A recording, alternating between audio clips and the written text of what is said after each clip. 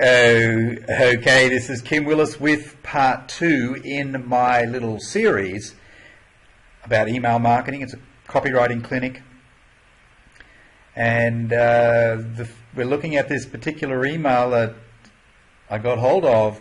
So I'm creating a series of lessons on the topic of how not to write a cold email. All right. And now this is an email that was sent out. It was a follow-up email that was sent out to a cold list by a guy in the B2B niche, business to business. His original email was basically talking about an offer that he had, and it was to do with content marketing. So he's emailing to sending emails to businesses that promote to other businesses that use content marketing as part of their marketing game plan. Content marketing has become a very big thing, particularly in the B2B space. Okay, and so what he's offering these people or these businesses on his cold list is a free report on how to do content marketing better, how to get more people to respond to their content marketing activities. Okay, so he's showing them a better way forward. That was the first email.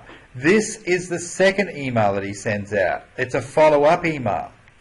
And as I showed on the first training mini lesson video, I basically showed you how to break up an email, how to take blocky text and make it less blocky. Break it up, break up the paragraphs, make the sentences a little bit shorter where required.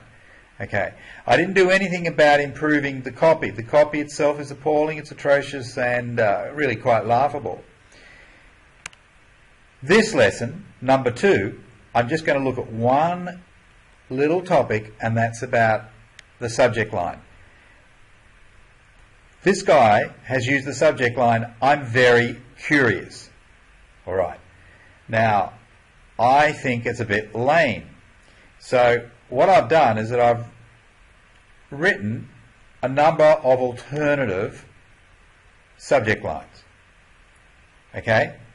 And then in time, I will select one of them, or maybe I'll come up with another one, but chances are I'll select one of the subject lines that I have written and as being, the winner. I won't make a decision right now because I haven't rewritten the body copy. Okay? But normally what I do is that I will, after I've broken up the text a bit, I'll go back to the subject line and I'll play around with alternatives. I'll come up with different versions of the subject line, and then I'll put that to one side, and then I will go to the body copy and I'll play around with that, and then ultimately I'll come back and make my final decision about the subject line. So we're going to do that now. We're going to come up with some ideas, some subject line ideas. Now, this is actually the restructured email. You'll notice up here we've got a fair amount of blocky text. After I played around with it, I've made it less blocky. Okay, there's probably still a bit of room for improvement, but it's less blocky. The sentences are, one or two of the sentences are smaller, and that's it. But I haven't done anything on the creative side, so I'll be coming back to that in a future lesson. So we're going to look at the subject line. So this is the subject line, "I'm very curious." Here's the first one. "A sale a day keeps the doctor away." Here's another one. "A bird in the hand." Curiosity. He's saying, "I'm very curious." Well, I'm using curiosity, but I'm not telling people I'm very curious. I'm using curiosity as a technique by saying "a bird in the hand." People look at that and think, well, what's that about? And it may tempt them to open the email. Of course, if people don't open the email, well, it doesn't matter how good or good the copy is, they're not going to take any action. Content is king. So we're sending this email to people who are running businesses that use content marketing. Okay, so a bit of provocation can come in handy. Content is king? Nah. Content BS, why I don't buy into it. Bit of provocation combined with curiosity there. Will that help to get people to open the email? Probably will.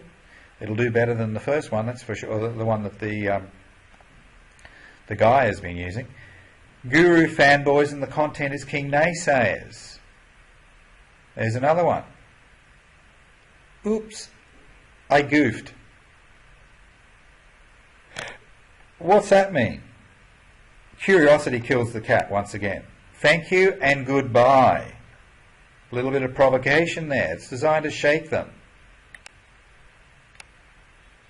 How to smash through the prospect sales resistance walls. Because this email is going out to people that are running companies that are doing B2B marketing. They're sending out emails themselves to their marketplace, to their niche. How to smash through your prospect sales resistance walls.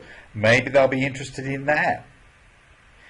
Now, considering this is understanding that this is a follow-up email, can I help could be the right follow-up subject line. I've used that one before. This one here, call me, I've used that one before. It actually works. Just a simple 2 words in the subject line. I value your opinion. There we go. We're stroking the prospect's ego, aren't we? Can you help me? What's that mean? Can you help me? Curiosity. Ooh. Content marketing with sex appeal. Sex sells, doesn't it? Drunk as a skunk on content marketing. Using a little bit of humour there. I wrote this just for you. Bit more personal, isn't it? What Michael J. Fox taught me about content marketing. Now, if I went with this one, there would be a little lesson based on something that Michael J. Fox, the actor, did years ago and related back to content marketing. Don't let content marketing do your head in. There's another one. And then finally, I'll space this a little bit better. Getting effed with content marketing. Ooh, strong language there. Getting effed with content marketing. Now, you want to, when you're creating an email or a sales letter or something like that, you want to write, you want to come up with a really good headline or subject line. And the best way to do it is to just kind of doodle. Come up with different subject lines. Write out a bunch of them, just as I've done. Once you get good at it, it doesn't take that long. How many have I got here? I've got about 15, something like that. 1, 2, 3, 4, 5, 6, 7, 8, 9, 10, 11, 12, 13, 14, 15, 16, 17, 18. No, I think I'll just skip one. It might be 19, 18 or 19 anyway. Now, some of these I've used before, so let's just copy and paste. Can you help me? Okay, that's one that'll work for lots of different email campaigns. I value your opinion. Call me. Pretty simple. I didn't have to write those because they're already in my library. Okay, but the rest of them I did write, but it didn't take very long. All up 10 to 15 minutes. A sail a day keeps the doctor away. That's a new one. A bird in the hand. Content is king. I wrote all of those fresh for this particular lesson. Content BS, why I don't buy into it. Yep. Guru fanboys and the content is king naysayers. That was a split-second thought, but came as a result of a split-second thought bubble. Oops, I goofed. How to smash through your prospect sales resistance walls. That's a new one. Content marketing with sex appeal. That's a new one. Drunk as a skunk on content marketing. Just sometimes, you think a little bit left field and you'll come up with some weird and wonderful idea, a little wacky perhaps, but often it's the wacky ones that work the best. I wrote this just for you. That's not new. I've had that one for a while. I've used that on different campaigns. This one here, Michael J. Fox, that one is new. Don't let content marketing do your head in. That one is new. And the last one, getting effed with content marketing, is also new. But really, they're just variations on a theme, aren't they? Don't let content marketing do your head in. Okay, basically saying the same thing as this one, getting effed with content marketing. Which one will be the winner?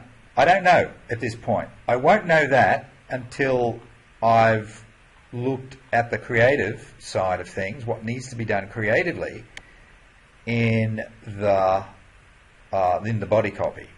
And probably what I'll do is that I'll break that up into 2 mini lessons. So I'll rewrite, look, this could change, but at this point I think what I'll probably do is I'll rewrite maybe half of it for the next lesson, and then I can finish it off in the lesson after that.